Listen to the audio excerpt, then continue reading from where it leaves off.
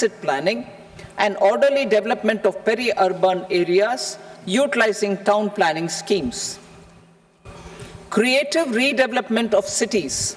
For creative brownfield redevelopment of existing cities with a transformative impact, our government will formulate a framework for enabling policies, market-based mechanisms, and regulation. Transit-oriented development. Transit-oriented development plans for 14 large cities with a population above 30 lakh will be formulated, along with an implementation and financing strategy. Urban housing. Under the PM Awas Yojana, Urban 2.0, housing needs of 1 crore urban poor and middle-class families will be addressed with an investment of 10 lakh crore rupees. This will include the central assistance of 2.2 lakh crore rupees in the next 5 years. A provision of interest subsidy to facilitate loans at affordable rates is also envisaged. In addition, enabling policies and regulations for efficient and transparent rental housing markets with enhanced availability will also be put in place. Water supply and sanitation. In partnership with state governments and multilateral development banks, we will promote water supply, sewage treatments, and solid waste management projects and services for 100 large cities through bankable projects. These projects will also envisage use of treated water for irrigation and filling up of tanks in nearby areas. Street markets.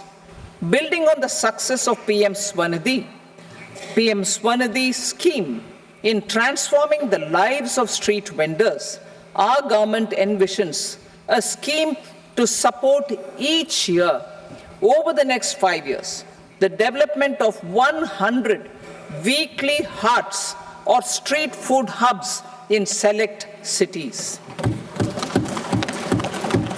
Stamp duty. We will encourage states which continue to charge high stamp duty to moderate the rates for all and also consider further lowering duties for properties purchased by women. This reform will be made an essential component of urban development schemes. Priority 6, energy security, energy transition. In the interim budget, I had announced our strategy to sustain high and more resource-efficient economic growth, along with the energy security in terms of availability, accessibility, and affordability.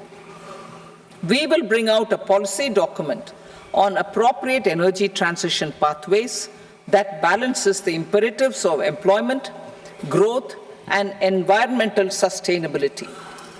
PM Surya Ghar Muft Bijli Yojana. PM Surya Ghar Muft Bijli Yojana. In line with the announcement in the interim budget,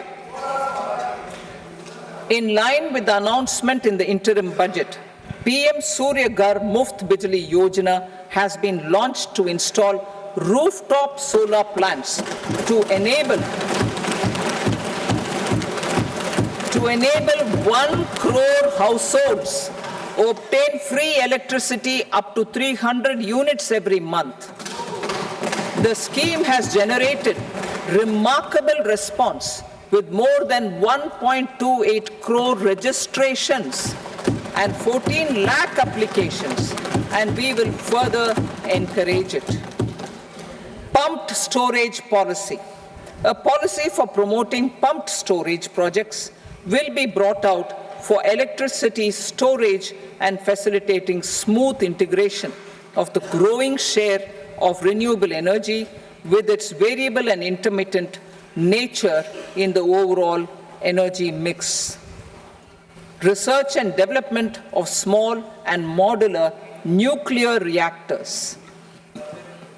Nuclear energy is expected to form a very significant part of the energy mix for Vikasit Bharat. Towards that pursuit, our government will partner with the private sector for 1. Setting up Bharat Small Reactors, 2. Research and development of Bharat Small Modular Reactor, and 3. Research and development of newer technologies for nuclear energy.